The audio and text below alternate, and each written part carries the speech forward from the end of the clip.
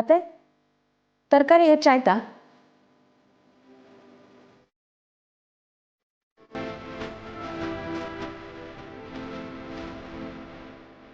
ಅತ್ತೆ ಅತ್ತೆ ಇನ್ನು ಸಿಂಚನ ಹೋಗಿದ್ರ ಬಗ್ಗೆನೇ ಯೋಚನೆ ಮಾಡ್ತಾ ಇದ್ದೀರಾ?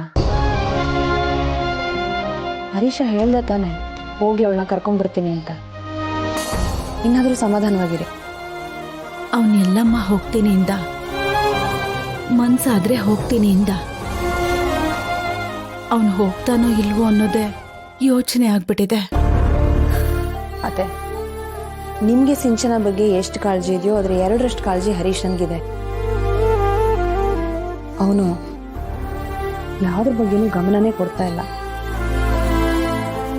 ತುಂಬಾ ಮಿಸ್ ಮಾಡ್ಕೋತಾ ಇದ್ದಾನೆ ಅವಳನ್ನ ಅನ್ಸುತ್ತೆ. ಆ ಕಾರಣಕ್ಕಾದ್ರೂ ಹೋಗಿ ಅವಳನ್ನ ಕರ್ಕೊಂಡ್ಬರ್ತಾನೆ ಬಿಡಿ. ಆದ್ರೂ ಅವರಿಬ್ಬರ ಜೀವನದಲ್ಲಿ ಇಂಥ ಒಂದ್ ದಿನ ಬರುತ್ತೆ ಅಂತ ನಾನು ಅನ್ಕೊಂಡೇ ಇರ್ಲಿಲ್ಲ ಬೇಣ. ಇಬ್ರು ಒಬ್ಬರನ್ನೊಬ್ರು ಎಷ್ಟು ಪ್ರೀತಿಸಿ ಮದ್ವೆ ಆದ್ರು. ಈಗ ಒಬ್ಬರನ್ನ ಕಂಡ್ರೆ ಒಬ್ರು ಆಗದೆ ಇರೋರ್ ತರ ಆಡ್ತಾ ಇದ್ದಾರೆ.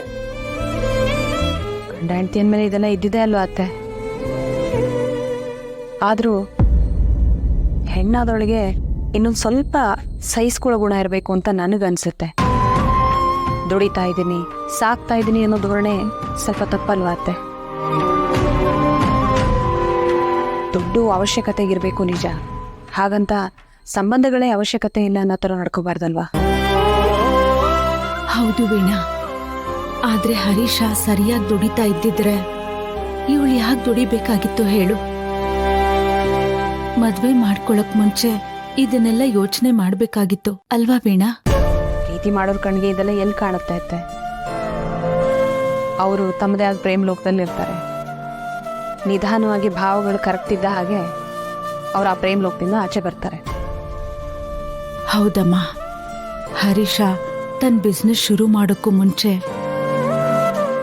ಬೆಳಗ್ಗೆ ಎದ್ದ ತಕ್ಷಣ ಬೇಬಿ ಬೇಬಿ ಅನ್ಕೊಂಡು ಕಾಫಿಯಿಂದ ಹಿಡಿದು ಸಿಂಚನನ ಆಫೀಸಿಗೆ ಬಿಟ್ಟು ಕರ್ಕೊಂಡ್ ಬರೋವರೆಗೂ ಎಲ್ಲ ಕೆಲ್ಸಾನು ಅವನೇ ಮಾಡ್ತಾ ಇದ್ದ.